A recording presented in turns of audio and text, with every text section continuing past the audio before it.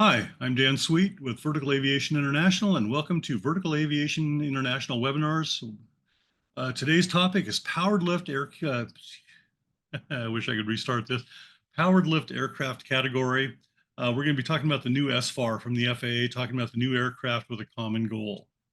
I'm going to jump right into this because we've got a lot of things to cover today.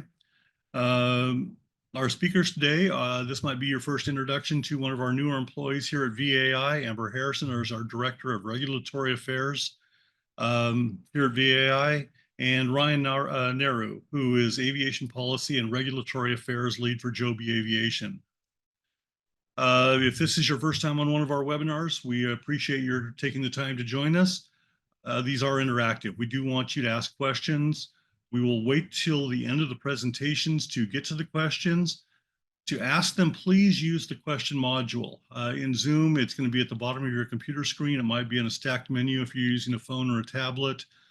Feel free to chat amongst yourselves. We're going to pay more attention to the question module. Just make sure that we can get everybody's questions today. These webinars are being recorded. We will try to get the recordings posted right away. It usually takes us at least 24 hours to get that done. We'll get those posted to our YouTube channel and to our website. And I believe the link goes out.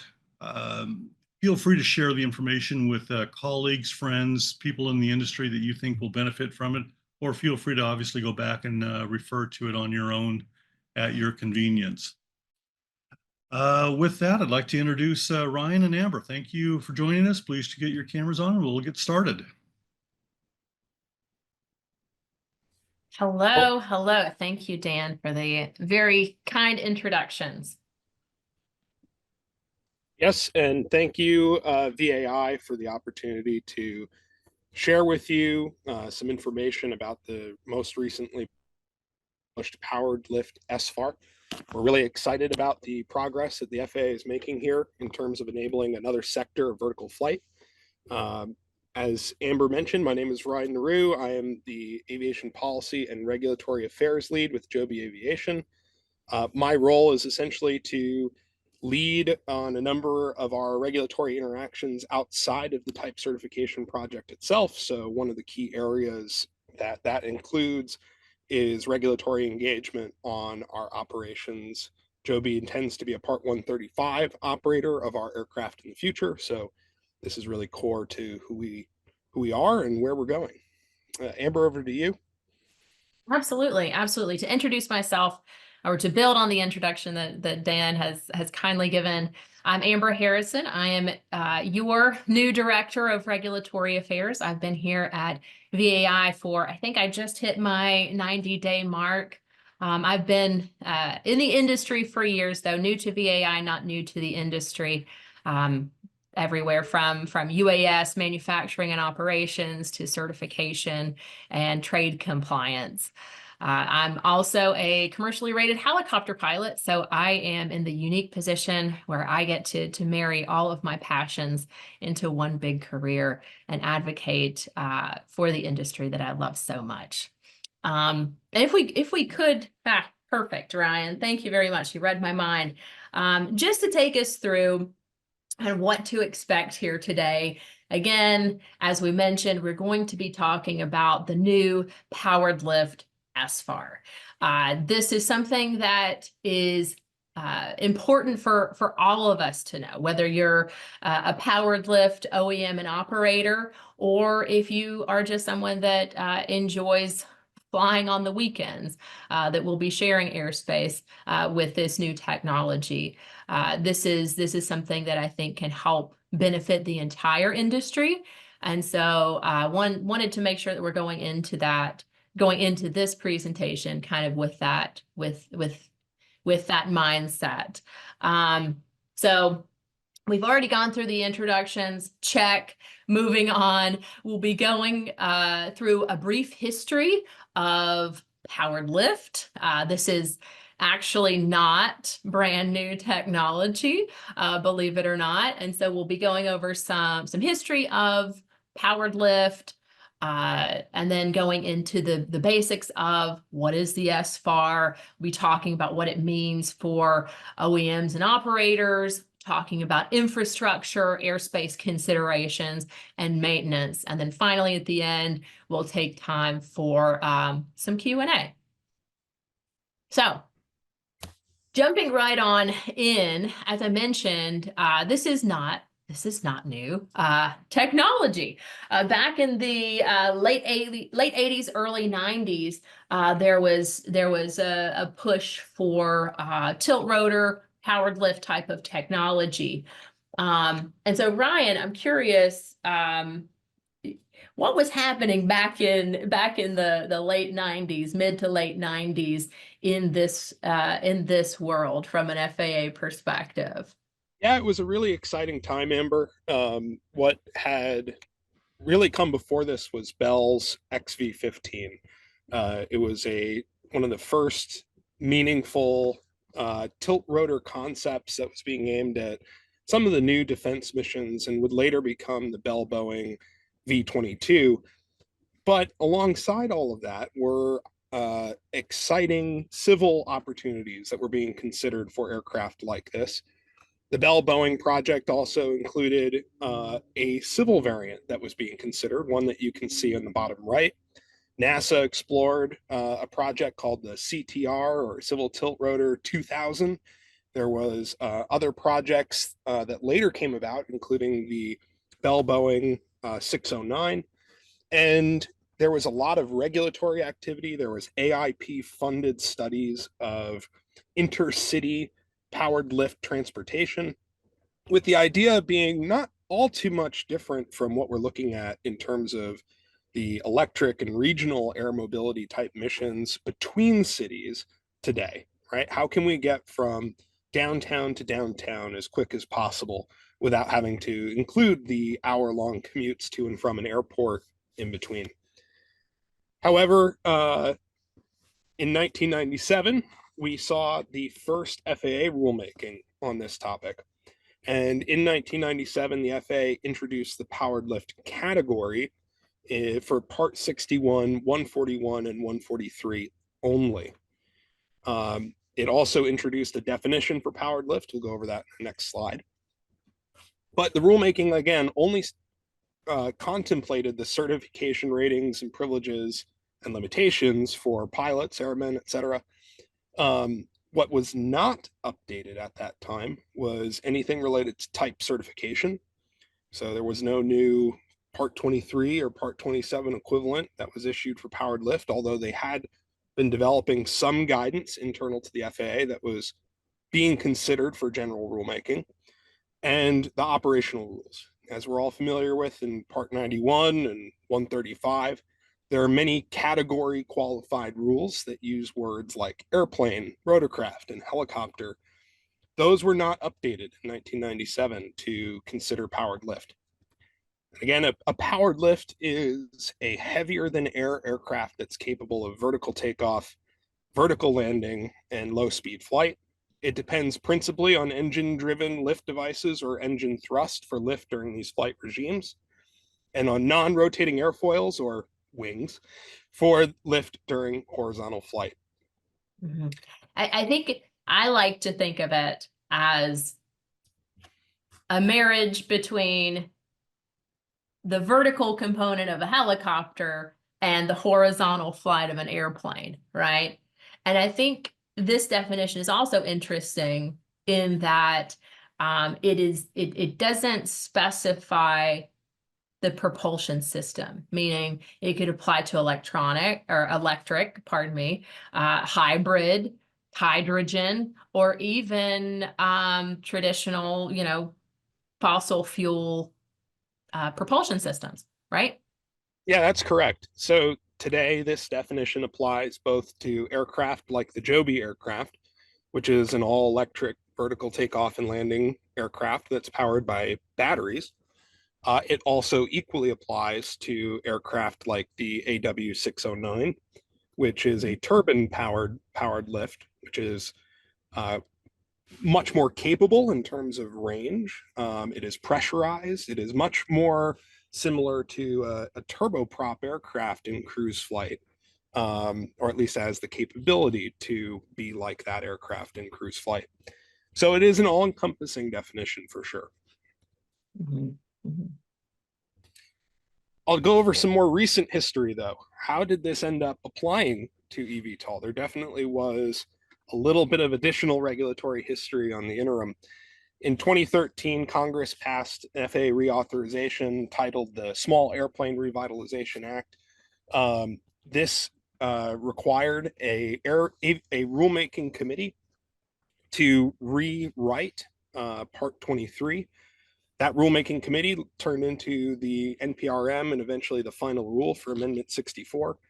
And per congressional instruction, these new airworthiness rules for small airplanes were written as performance-based rules. That is, instead of being prescriptive about the design of the aircraft, the safety objectives were more explicitly instead defined, and it gave room for manufacturers to propose means of compliance to meet that safety objective to enable innovation, in particular in Part 23 airplanes. If you go back to the records for both the NPRM and the final rule, you'll see a company called Z Aero was directly participating in that activity. Z Aero is the predecessor to Kitty Hawk and later Whisk, one of our peer companies here who is building an autonomous vertical takeoff and landing eVTOL. So these types of aircraft that transition from a helicopter-like flight to an airplane-like flight were being considered at the time.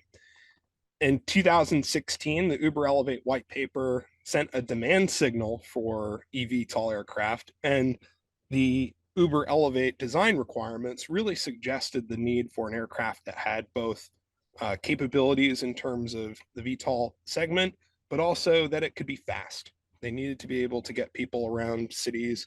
And so powered lift, or aircraft that converted to wing-borne flight, became one of the predominant eVTOL types.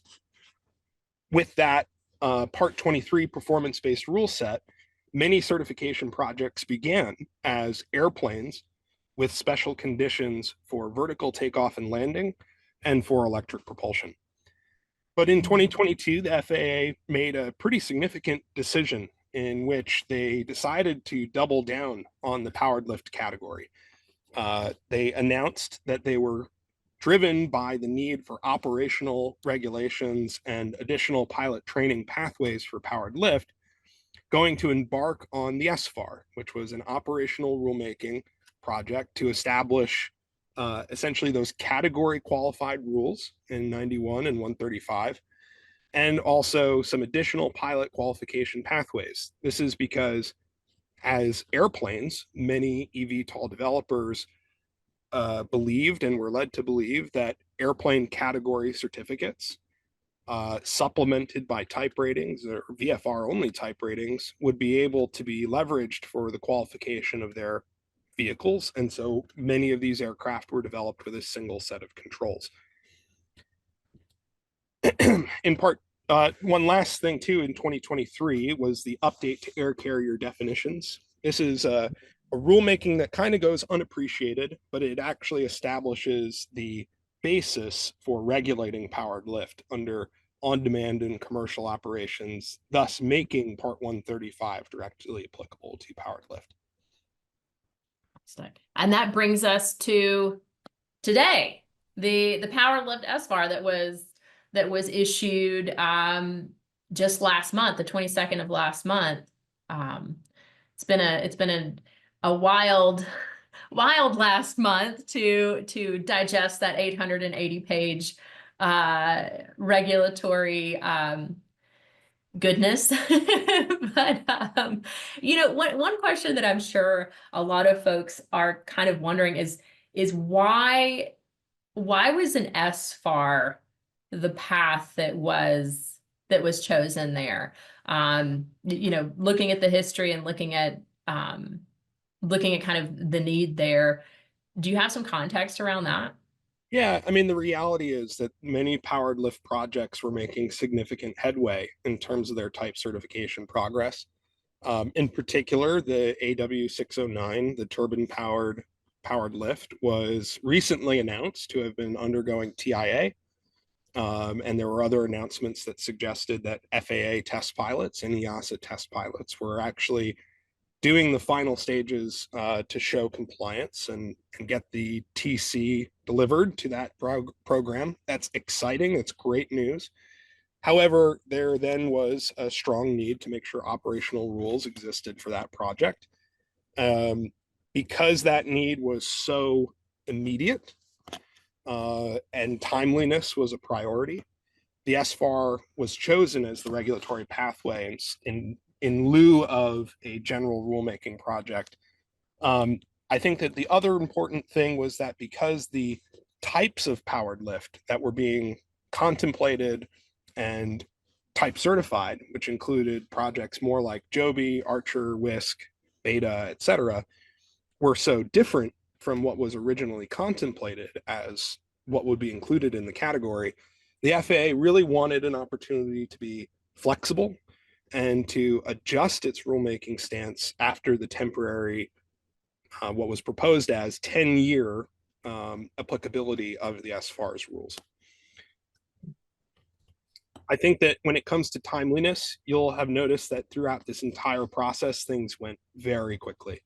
The NPRM was issued in June 2023.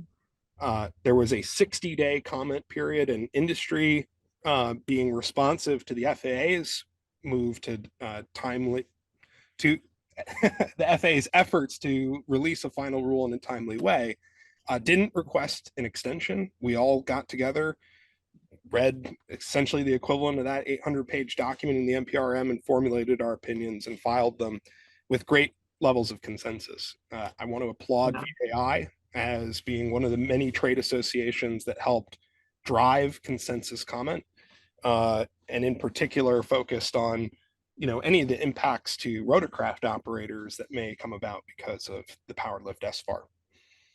The final rule was released just a little bit over a year later this month, just last month at NBAA base.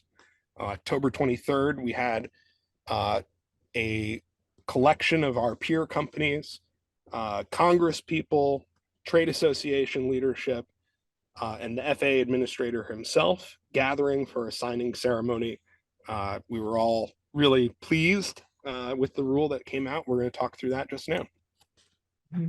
I just to note there, I was pleased, and I think others in industry have been pretty pleased with the NPRM process. And I know that there were a lot of comments made during that process that were considered and implemented within that final rule. And so I think that shows a really good collaboration, as you mentioned, you know, being able to come together and elevate a voice. I think it worked here. I think that's a real testament to the power of collaboration. So I'm very happy to see that. I know others in industry are as well. Getting back into the juice of, or the meat of the SFAR, if you will, one thing that I know is not super detailed within the SFAR would be type certification or noise certification. So I'm curious to know kind of what the Joby approach is in particular to those concepts. If you're able to walk us through a little bit of context within the SFAR, but also kind of how Joby's looking at it. Yeah, absolutely. So the SFAR clarified that the type certification of powered lift was not in scope for this rulemaking. Neither was noise certification for this rulemaking. However, they did provide some details in the preamble to describe how the FAA is approaching these issues. Right now, all powered lift are being type certificated under 2117B, which is the process for special classes of aircraft. This has previously included the Zeppelin. This has included some motor gliders before they established a criteria for them. It's also included the AW609, who received their final airworthiness criteria just recently. Joby and Archer have also had their type certification bases published in the Federal Register for notice and comment over the last 2 years, with a final rule for each coming out earlier this year. This process is where the FAA identifies the rules within existing airworthiness certification parts like Part 23 and Part 27, and any other additional special criteria that would be necessary to maintain an equivalent level of safety for these aircraft relative to other aircraft in the fleet that are at a similar size and performance level. So as mentioned, these projects are going through the 2117B process, and the Appendix K in the Part 36 noise certification criteria will apply to many of these aircraft which are being considered tilt rotors. Otherwise, the FAA has a process to issue a rule of particular applicability, either when the definitions don't line up perfectly or when any sort of special consideration needs to be brought forward in rulemaking. Now, pivoting to something that's really always critical in flight training, regardless of the aircraft that you're flying, is simulation technology devices, FSTDs.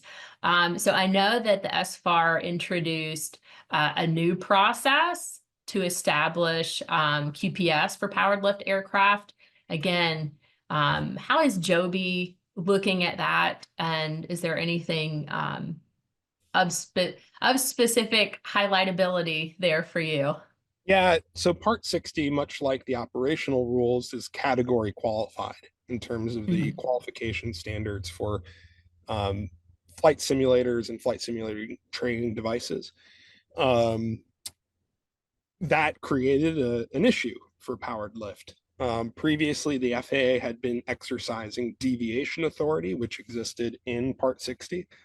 However, the SFAR clarified that they did not actually have that deviation authority and would need to follow a special rulemaking pathway similar to the 2117B process for type certification to establish in rule the QPS for each individual powered lift project.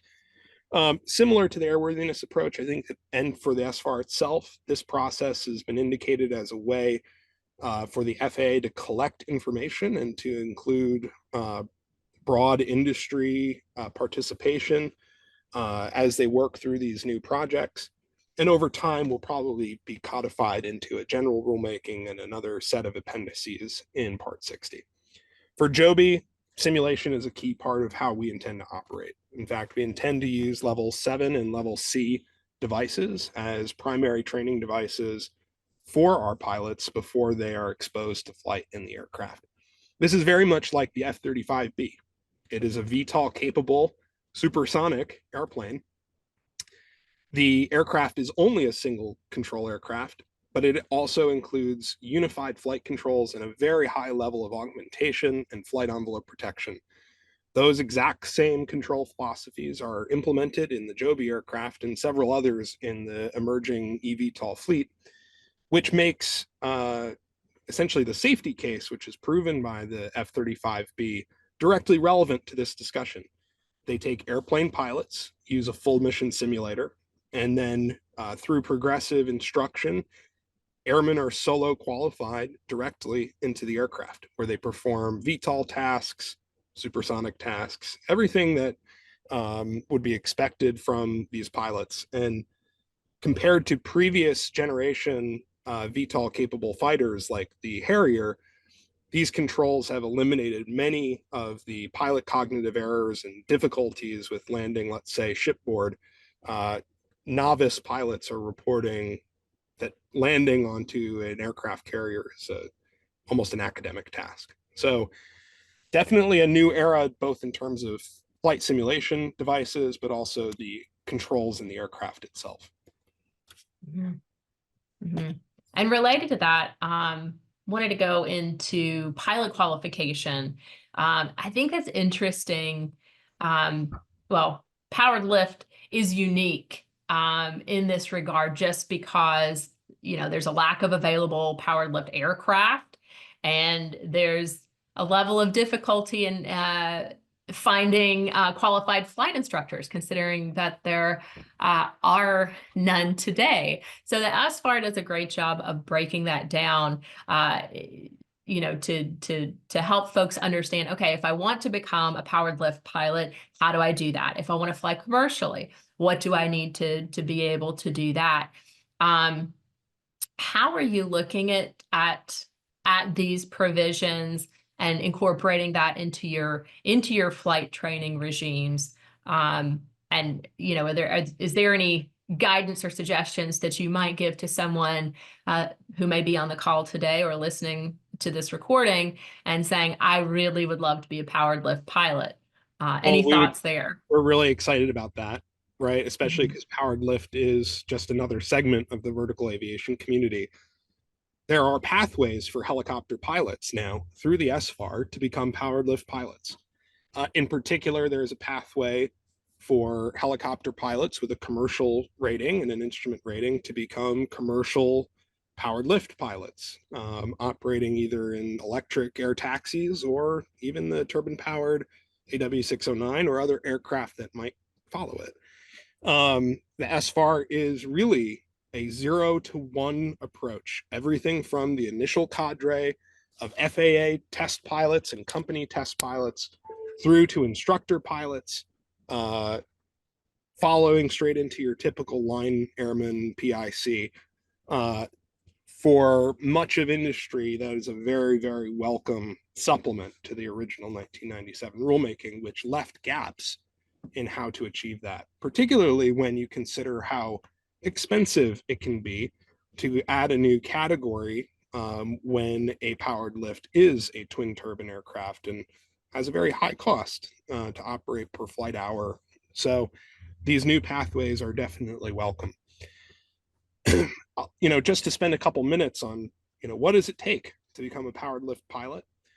Today, the FAA acknowledges that the human machine interface, the flight controls in powered lift, are very highly differentiated. As I mentioned, the Joby aircraft includes unified flight controls, which are airplane adjacent, but some other powered lift are using flight controls that are more helicopter adjacent. Much of that is because of the time that they were developed and the technology available, or the types of customers that these aircraft manufacturers are seeking to market their vehicles to ease the transition path. Because of this, the FAA is not allowing category-based privileges to be exercised in these aircraft. Each aircraft will require a type rating. So today we require type ratings for aircraft over 12.5 or those that are turbo jet powered. It will now also be for all powered lift. That is a flexible pathway. Now, type ratings are typically understood, you know, to be quite demanding, right, of a pilot. The standards are at the ATP level, and that is very important, especially considering all these pilots that are expected to operate in air carrier operations. But the ACS documents that are going to be the baseline from which a flight standardization board will work from to establish the type rating for these aircraft is flexible in that you can add items that are not currently in the ACS. You can also subtract items that are not relevant because of the technology within the aircraft. So we expect these type ratings will have quite a significant amount of variability in terms of what's demanded from the pilot candidates. The SFAR does include a category and instrument rating, though. This is an area that it had significant concern from industry, in particular because of the cross-platform privileges that might be exercised between maybe a simpler to fly airplane adjacent aircraft and a more complex helicopter-like aircraft. Once you get into the soup, you'll want to have had specific training for that purpose. To that end, the FAA said that the type rating as a conversion course would be sufficient, supplemented by the requirements for that to cover any gaps in the transition. We expect this is something that will be continuously evaluated and monitored through the SMS process, as most of these aircraft will be in Part 135 service. Another interesting element is that pilots with a powered lift rating will not be allowed to operate for comp and hire with a VFR only certificate. VFR only type ratings will only be permitted for 2 months. So there is an acknowledgement regarding the importance of instrument familiarity given the intended operations of these aircraft. But it sounds like a little flexibility there to get from essentially your commercial into your instrument rating. That's right. That's right. Yeah. And one of the interesting things too that we're going to talk about is how the FAA will require applicants to apply for their category, instrument, and type rating simultaneously with a concurrent evaluation and examination. In particular, this is going to be required for the alternative pathways that were proposed in the SFAR.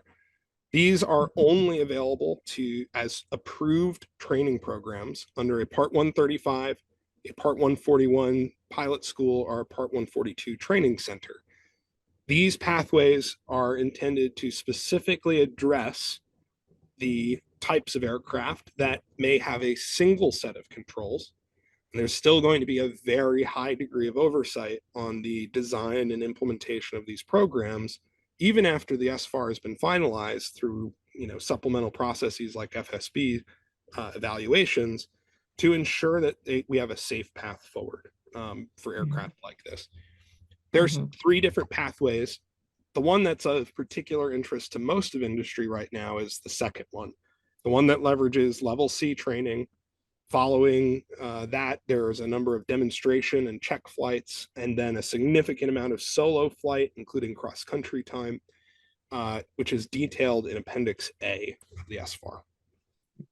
And I think it is important to pause here for those who aren't familiar with what the interior of a lot of the powered lift aircraft look like. And I go to Joby's aircraft because I've flown in your sim, I've sat in your aircraft. There's definitely, it is not a place where you'd even have the ability to add in a second set of controls.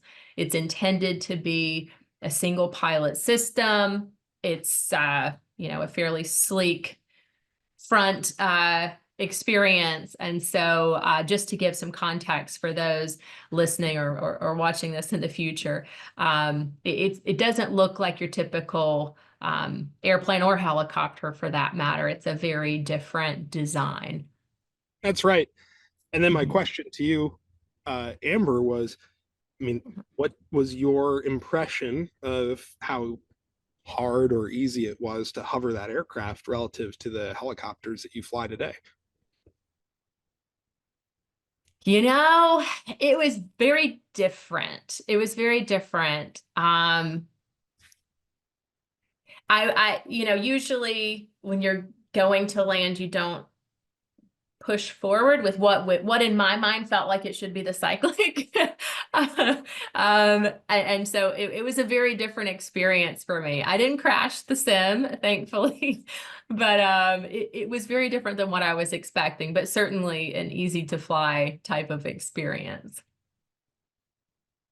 Yeah, and that's because the controls are really airplane adjacent controls. These controls are ones that will really be monitoring carefully the reversion to type and the motor skill adaptation of all of our training pilots. It's a fundamental part of our course that we're designing.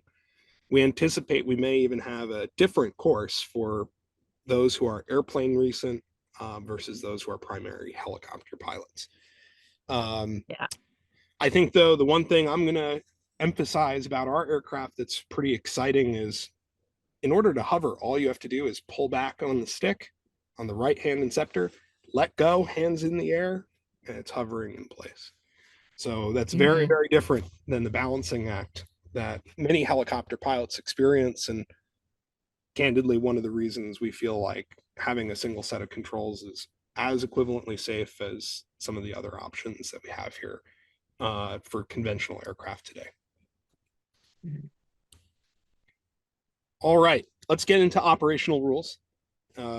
This is where we talk about, for example, general operating rules in Part 91, Also, air tours. Many of these aircraft, especially the eVTOLs, may be used for air tour operations, and also Part 135, or on-demand and commuter operations. Really, the focus here is going to be on the category qualified rules, those rules that have airplane, rotorcraft, or helicopter already in the rule text. The SFAR provides essentially an applicability table in Part 194 for the existing Part 91 and 135 rules. When the performance of the aircraft and its capabilities align with helicopters, the aircraft is allowed to use the helicopter rules that are written in the existing 91 and 135. When the aircraft is only able to operate like an airplane and cannot reconvert, let's say, to a vertical landing on the entire course of flight for whatever reason, well, then that aircraft will be required to use the airplane-like rules. And that makes a lot of sense. It was one of the primary comments that industry provided to the FAA, which was helicopters are afforded flexibilities that airplanes are not because of their performance capabilities. And so the rules that are issued in the SFAR should be reflective of that. We definitely see that out of the SFAR here. It is a big, big improvement over the NPRM, at least from industry's current sentiment and perspective. Mhm. Equipage And oh, yeah, go ahead, Amber. Yep. just to note a couple of examples there where you might see helicopter minimums or permissions granted to powered lift would come with, minimum visibility, minimum altitudes, fuel reserves, etc. So just keep that in mind. Absolutely. We're talking. Mhm. Equipage is another part of operational rules that will matter a lot to these new entrant aircraft. Radio altimeters, which are required on all helicopters that are operated for commercial purposes, will also be required from powered lift, which makes a lot of sense. We're operating in the same vertical aviation infrastructure environments. Interestingly, ELTs will also be required. Typically, ELTs are only required of airplanes. The FAA believed that because some powered lift may operate a lot like airplanes and may fly outside of, let's say, densely populated areas, an ELT might be a useful addition, at least for the purpose of the SFAR. No concern, really. I mean, it's just an ELT. Yeah. One of the things that I don't have on this slide is also the requirement for HTAWs, or the FAA described it as hybrid TAWs in some way, but essentially a terrain awareness system looking forward from the aircraft. Again, because these aircraft are intended to operate at the same minimum safe altitudes as helicopters on helicopter routes. Flight data recorder is always an interesting topic for the vertical aviation community. Currently, it's the same applicability as exists for rotorcraft. That said, No change there. Yep, many eVTOL aircraft will be equipped with these systems as their software-controlled aircraft, and that data from the networks will be really important should any sort of incident arise that we may need to look into. Mm-hmm. Amber, I know Right. it's a really interesting point in this as well. Something that's really of interest to the VAI community. Yeah, for sure. And just a couple of things to note here is there's not a lot of new provisions that are placed onto powered lift. So Part 43 is applicable to powered lift, as are the requirements if you're operating under Part 91 or Part 135. The maintenance obligations there exist for powered lift the same as they do for any other aircraft.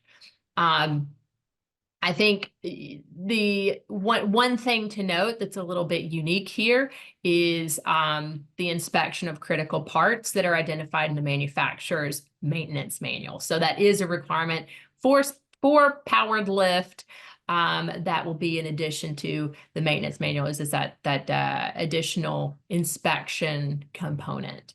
That's right. Yeah, Part 43 today uses language that includes components that are typically critical parts on a helicopter. The FAA realized that there's lots of new technology coming into the development of powered lift. And so rather than use prescriptive language to identify these critical parts, they are leaning on the type certification process, which is the most appropriate way to do this, to identify what those critical parts are and require them to be inspected.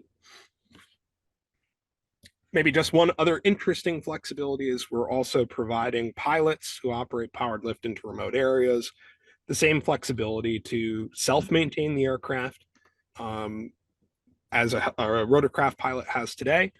They need to complete an FAA-approved training program in order to exercise that flexibility.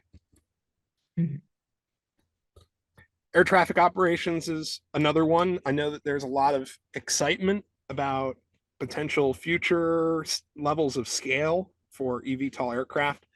The reality is that as these aircraft enter service, they're going to enter in volumes very proportional to helicopters today. And they're going to operate on helicopter routes using the same procedures and air traffic standards in the controller guidance, the 711065, that apply to helicopters today. The FAA noted in the SFAR that they are working on revising the 711065, and I think we'll have more details about the final outcome of that within the year. But again, ATC is going to leverage existing standards for these aircraft. There's no digital backbones that are going to be required. It's all straightforward. Again, it's all the integration that we've been talking about for years, right? One industry, common goal. I think that what's really exciting for me when I think about this is the demand for low altitude nav aids for low altitude routes is certainly going to increase with many of these new entrant aircraft being IFR equipped, looking to complete all-weather operations. That demand signal on the FAA is something that will improve the quality of the NAS, hopefully for all vertical aviation users. You're exactly right, Ryan. I think there's a lot of benefits to the greater ecosystem through this powered lift SFAR and through the integration into the airspace of this new technology. Yeah. And another area where there's a lot of commonality between helicopters and powered lift aircraft is where do they take off and land from, right? So any vertical lift aircraft has a much smaller footprint than, say, any fixed wing, really.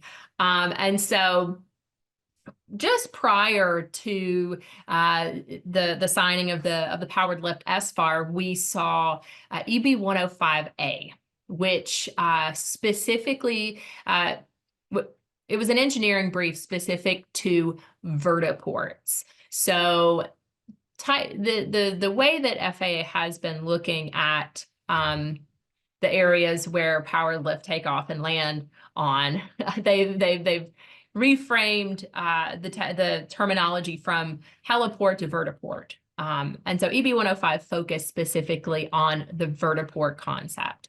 And eventually will be used to create an advisory circular similar to what has been done with heliports specific to vertiports. Although we have since commenting on EB-105A, it sounds like there may be some ability for FAA to look at it as a consolidated AC and a consolidated type of infrastructure, because I do think that it could lead to quite a bit of confusion if you have a set of infrastructure for helicopters, a set of infrastructure for powered lift. Not only confusion, but also just considerably adds to the expense of operating either one of those aircraft, or especially if you have operations that incorporate both. I think that from the Joby perspective in particular, a vibrant powered lift industry depends on a vibrant helicopter industry. We need lots of helicopters in the NAS operating from heliports, keeping those heliports economically viable, because that's where we intend to operate in the future, right alongside the other helicopters. It's not us versus them. And I think that when you look at what the FAA was proposing here, industry had a real clear vision of common use of infrastructure and was very concerned about the potential segregation effects of establishing a new category, as well as the impacts on state governments, as the FAA does not permit heliports. The FAA only issues standards, and it's up to the states to decide how to implement permitting and evaluation frameworks. By creating a new classification of infrastructure, that's creating a burden then on the state governments. When in reality, and as described by some of my FAA colleagues at Heli Expo last year, this is a difference without distinction. It's going to be the same size pavement, the same type of terminals, same type of airspace. So therefore, from a federal perspective, and I'm grateful to you for leading the VAI comments, we recommended to the FAA that they use the engineering brief to clarify how to use the Heliport Design Advisory Circular. As you mentioned, shortly after we submitted our comments, we got the final rule for the SFAR, and it's worth noting that the definition of heliport as used in the SFAR is inclusive. So it's heliports are used or intended to be used by helicopters and powered lift. This is exactly the direction that industry thinks that, at least in the United States, things should be going. For sure. And I found some hope in that definition included in the SFAR. It felt like the FAA had seen our comments to EB 105 and maybe took that to heart. One would hope. We'll see how things turn out when we see the final EB. But maybe we can cap this off and move to Q&A. So in summary, absolutely, powered lift are going to use the same ops rules, the same equipage, the same routes, same separation standards, same infrastructure, and in some cases, the same pilots as the helicopter industry. I think that the title here couldn't be more applicable. There are new types of aircraft here, but we share common goals for safety, for the viability of the vertical lift community, and the economic vibrancy as well. So with that, I think we'll open it to Q&A. Dan, over to you. Okay, thanks, Ryan and Amber Bow. Wow, that covered a lot of ground. That was fascinating, quite honestly. I had mentioned to you both in our preparations that it's been, I don't remember how many years since we started talking about this. I know you talked a little bit about the history right up front, but it's cool to see this is finally coming to fruition, that we're finally getting much, much closer to safely integrating these aircraft into the airspace, and so that we can all do more. So anyway, let's get into the questions.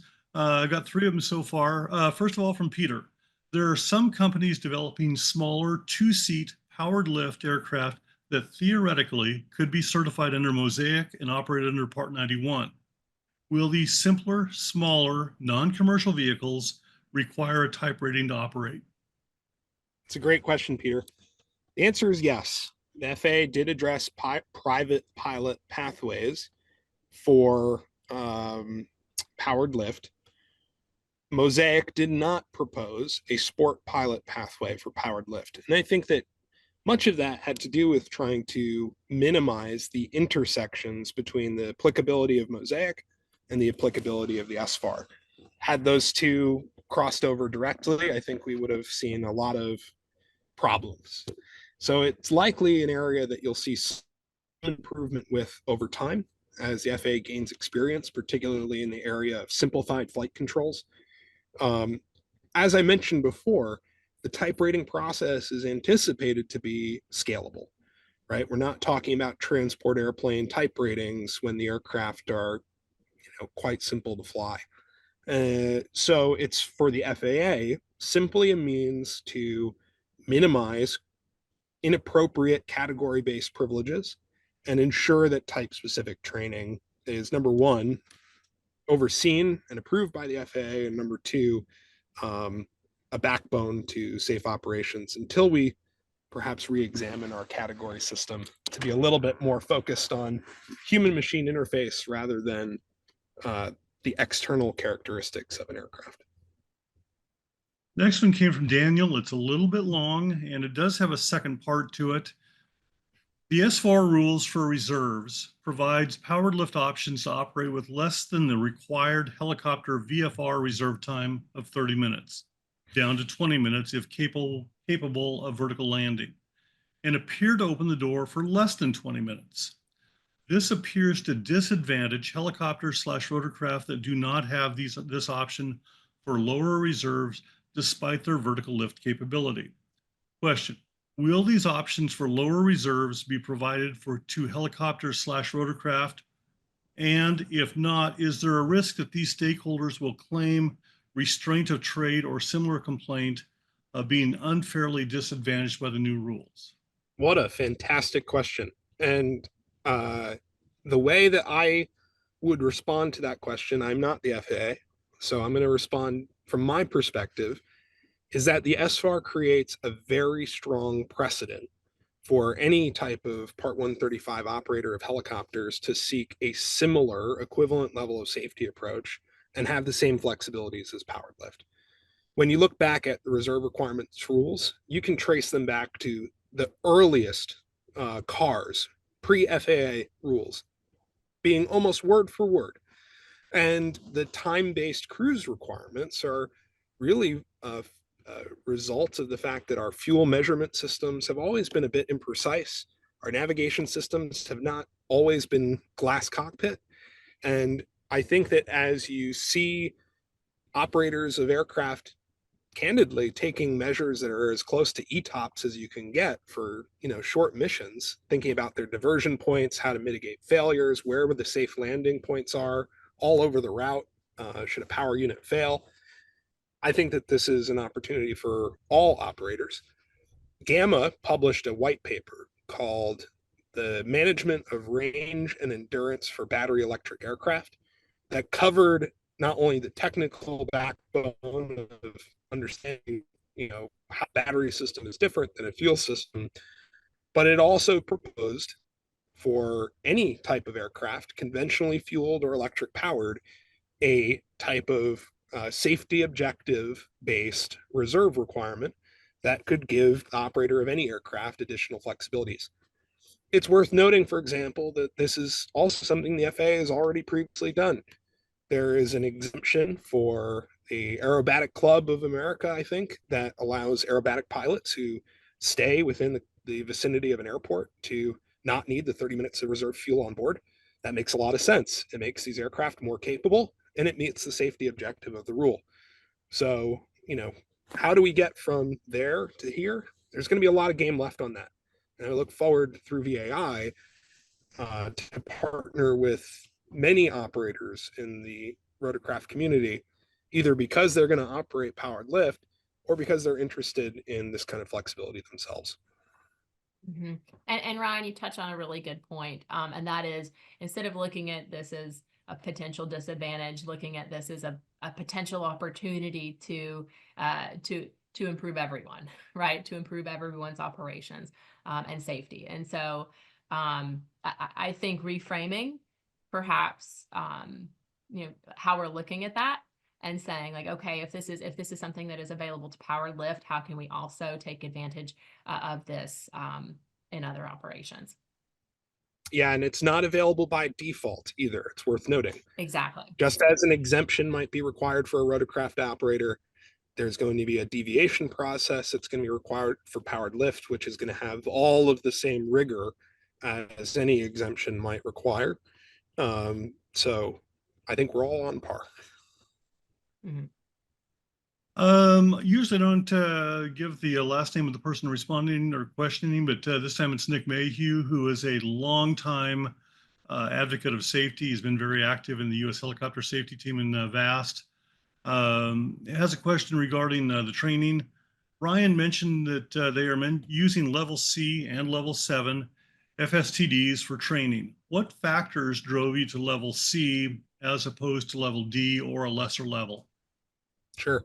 So the FAA has identified for various tasks for airplanes and helicopters the requirement for a full motion simulator at the level C level for various tasks, including some takeoff and landing tasks.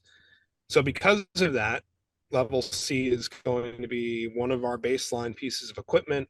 The SFAR also speaks to that baseline as well. It also does provide provisions to consider other devices that are appropriate to the tasks and the required training.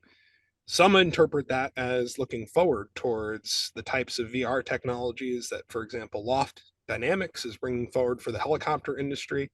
It's really exciting to see the progress they're making there.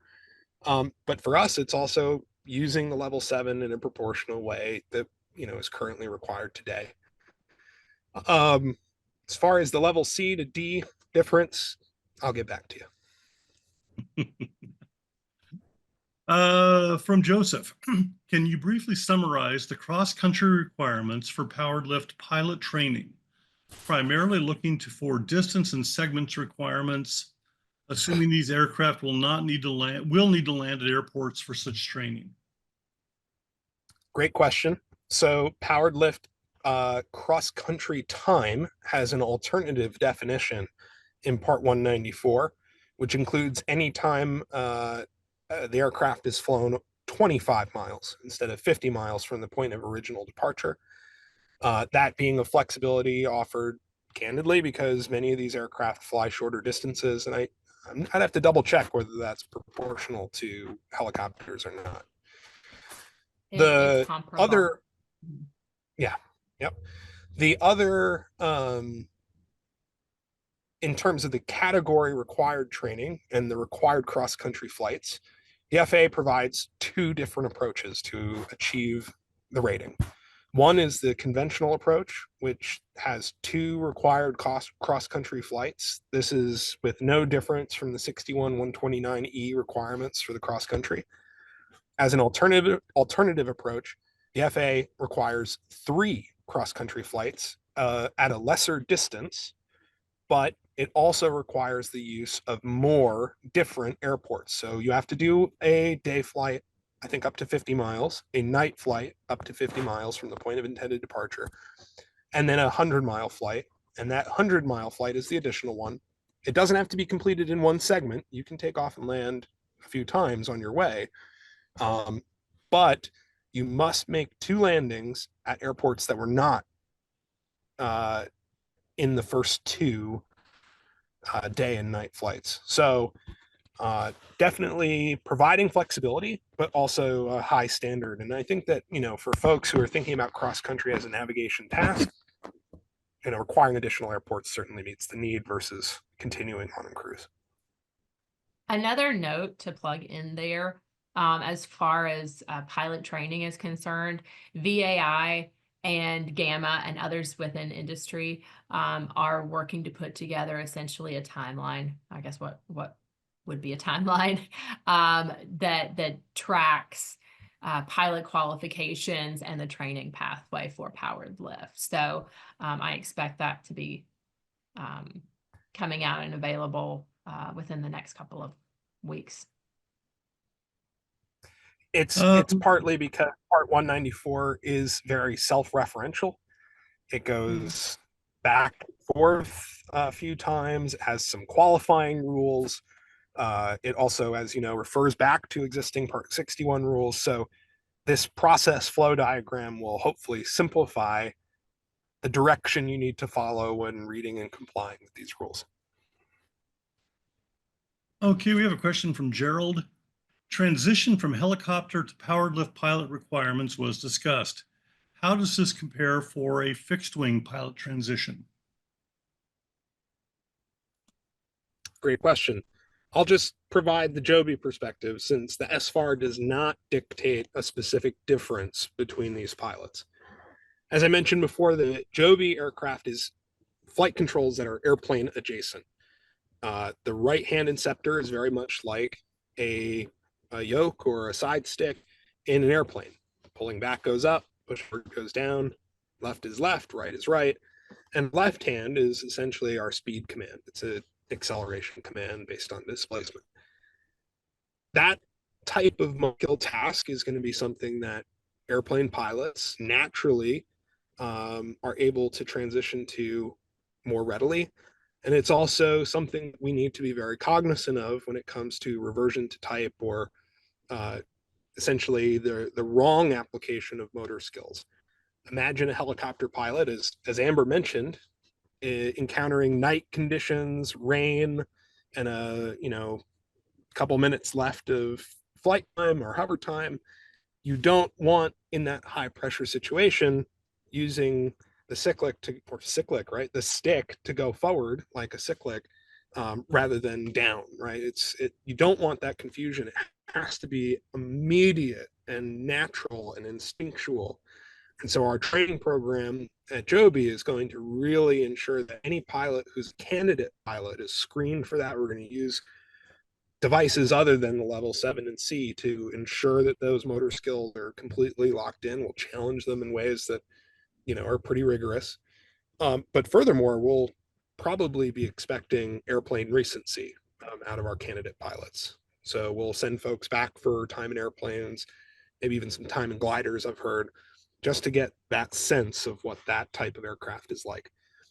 Again, I'm not speaking for aircraft that are helicopter adjacent in their controls, but you might find pathways there from a motor skills perspective are more easy for a helicopter pilot to adapt to, and more challenging for a plane pilot to adapt to. That's where the training approach brought forward by the FAA is essential, in lieu of creating additional categories or classes. Okay, we just rolled over the top of the hour. We do have one question left in the queue. I think let's go ahead and wrap it up after this. From Amber Lee. Will there be future plans to have this training in flight schools, or will this training be specific to company new hire training, similar to airline onboarding? Hard to say. I know how Joby is looking at the problem, but others may look at the problem differently. I think that when you look at the additional flexibility options provided by the SFAR to train an aircraft, those are required to be either by the 135 air carrier or a 141 pilot school or 142 training center. So there is an opportunity for that pathway.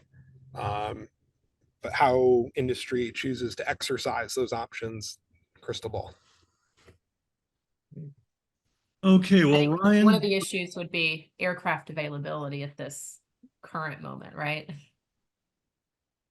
That's right. You guys want to throw a dart at the board and make an estimate on when we'll see something certified? When it's ready. Perfect answer. Could not be a better answer there. Safety always comes first. Thank you. Thank you, Ryan and Amber. We talked about the fact that this SFAR was 880 pages. I picked up the latest FAR name. It's just over 1,000 pages. I know the type sizes are different, but it meant that you guys went through a massive document to pare this down for this webinar. And I'm grateful. I'm sure our audience is grateful for your assistance today in helping make this much more accessible. And we certainly look forward to seeing how this is going to play out as this new industry continues to evolve. So thank you for your time and assistance today. We are very grateful. Thank you. I'm going to go ahead and wrap up now with just a couple things that are upcoming. Share screen here. Upcoming webinars, December, helping those who helped us. That title is kind of fun. Helicopter Institute in Fort Worth, Texas has been working with some Afghan Army pilots who fled the country after the US withdrew. And they've been trying to help them convert their licenses into US licenses and to seek employment. And so we're going to do a little bit kind of an in-depth look at what that process is and how that program is going.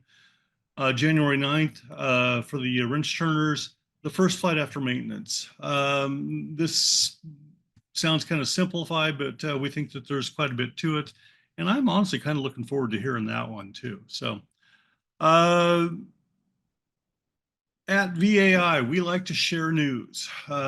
We are always in the process of trying to provide information, such as these webinars. It's just one of those things that we feel that there's never enough information that can be shared to the people who make our industry work, quite honestly. Two ways we do it. Additionally, Vertical Magazine is our award-winning quarterly publication. It comes out either in print form or digital form. The print version can be mailed to your home. The magazine's free unless you live outside the United States, and then there's going to be a small stipend for mailing costs. Otherwise, it has a ton of great photos, ton of great features, in-depth articles, information about how VAI is working to help our industry literally around the world these days. The other way is VAI Daily. That's our daily news aggregator that goes out to around 40,000 subscribers each business day. We do the Google searches so you don't have to. We have industry news, we have safety news, we have accident news, we have regulatory news, there's legislative news. Yes, we know that people can do it quite simply through different means. We're looking around the world trying to get all this information for you. It will come to your inbox every day. It usually is around noon Eastern, 9 a.m. Pacific. Great time to have lunch and look through the news, or have a mid-morning break if you're on the West Coast and read the news as well. All these are free. All you have to do is go to verticalavi.org/news to sign up, and things will start coming to your email box right away. We are a membership-based organization. We do appreciate your feedback on how we're doing. We're trying to expand areas in our organization where we see that there's a need and where our industry needs more help. That said, we can't be everywhere. We don't know what everybody feels is important. Please let us know. Let us know what we're doing right. Let us know what we're doing wrong.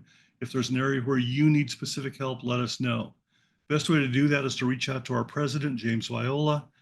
Send him an email at president@verticalavi.org, and he does respond to all the emails. He does forward them to staff members to address the issues as needed. But just please let us know, and we'll see what we can do to make our industry better even yet. That does wrap things up for us today. We are grateful that you took the time out of your schedule to join us today. Until our next webinar, we hope that you fly safe and be safe, and we'll see you very, very soon.